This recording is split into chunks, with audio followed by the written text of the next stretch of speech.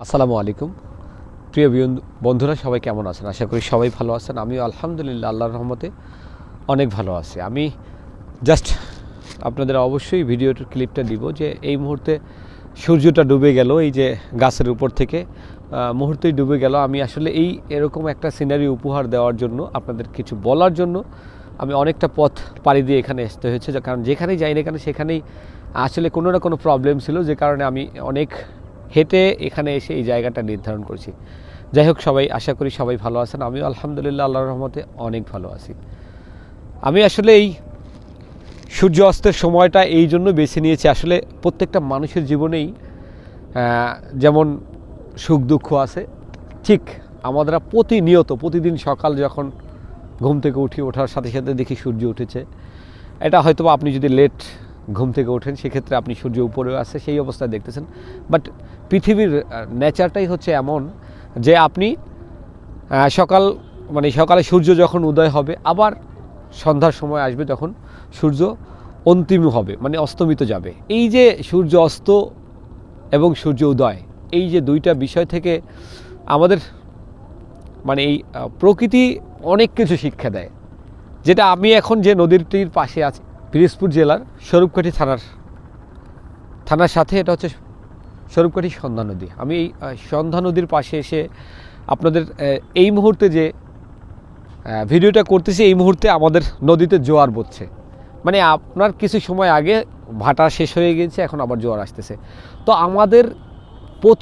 আমাদের লাইফে প্রতিনিয়ত এইরকমই ঘটনা ঘটে আসে, যে আমরা আসলে প্রতিনিয়ত দুঃখ পাই, আবার কিছু সুখ পাই, কিন্তু আমরা আসলে সবসময় একটা জিনিস ধরে রাখি, সেটা হচ্ছে যে আমরা মনে করি শুধু দুঃখেই আছি। আসলে না, আপনি হিসাব করে দেখেন, আপনার জীবনে সুখ দুঃখের একটা ইকুইভ্যালেশন আছে, অনুপাত আছে। আপনি সেটা যেভাবেই হোক না কেন, অনুপাতটা এরকম যে আপনি সুখে যদি থাকেন 1:1, তার সাথে সাথে আপনাকে দুঃখটাও গ্রহণ করতে হবে। সেম আমার জীবনে, আমাদের প্রতিনিয়ত মানুষের জীবনে, আমার জীবনও তো আছেই, সেম আপনাদের প্রত্যেকের জীবনের ক্ষেত্রেই এরকম কিছু কিছু ঘটনা, একের পর এক দুর্ঘটনা ঘটতেই থাকে। তখন আমরা আসলে সবসময় এতটাই দুঃখিত হয়ে যাই বা ভাসতে থাকি, সেই দুঃখের সাথে নিজেদেরকে গা মেলে দেই, যে জায়গাটা থেকে আসলে আমরা চাইলেও নিজেকে সরিয়ে আনতে পারি না।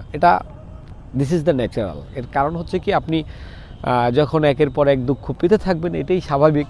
আপনার মন খারাপ থাকবে, আপনার জীবনে এরকমই মনে হবে, আল্লাহ আমাকে শুধু দুঃখই দিল, সুখ কেন দিল না। আসলে বিষয়টা এমন না।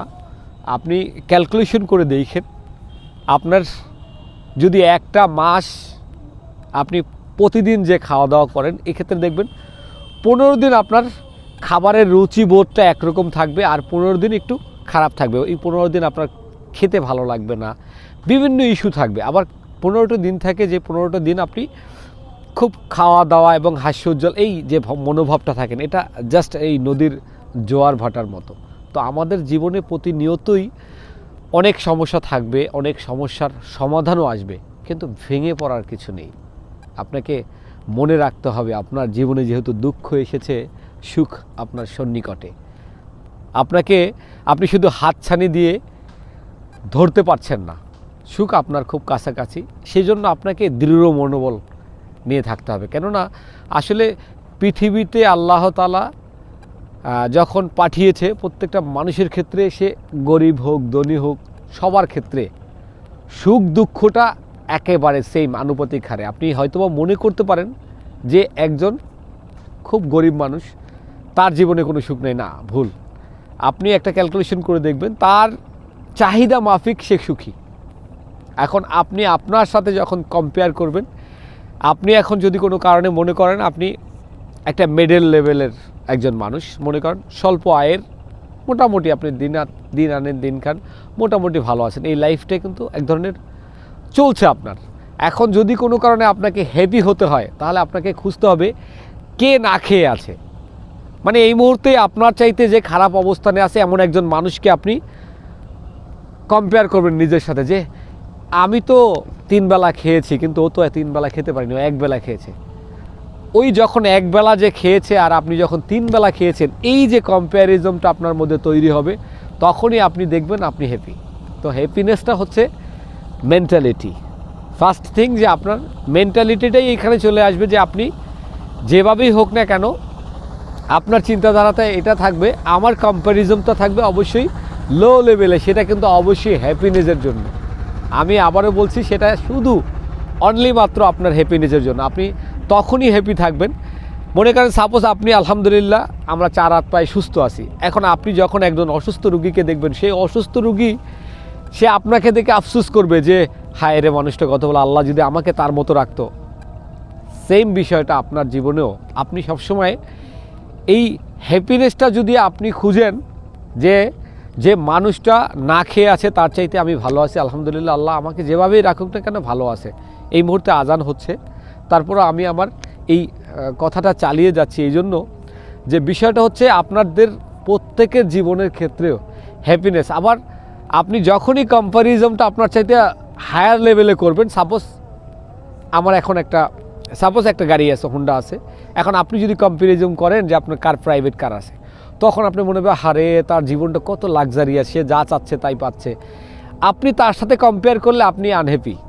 তো মূল বিষয়টা আমি আপনাদের বোঝাতে চেয়েছি যে নদীর জোয়ার ভাটা হতে শুরু করে সব কিছুর ক্ষেত্রেই যেমন পরিবর্তনশীল, তেমনি আমাদের জীবনের সুখ দুঃখটাও পরিবর্তনশীল। আপনার জীবনে অনেক দুঃখ আসবে, সেই দুঃখটাও যেমন স্থায়ী থাকবে না, একটা সময় সার্টেন টাইমের পরে কিন্তু এটা পরিবর্তন হয়ে যাবে এবং আপনার জীবনটাকে নতুন একটা ধারায় বয়ে আনবে। সেটার জন্য আপনাকে অপেক্ষা করতে হবে। সেম গোজ টু সেম জায়গা থেকে আপনাকে মনে রাখতে হবে যে আপনি যে জায়গায় থাকবেন সেই জায়গা থেকে আল্লাহর কাছে শুকরিয়া জ্ঞাপন করেন, আলহামদুলিল্লাহ, আল্লাহ যেভাবে রেখেছে আলহামদুলিল্লাহ।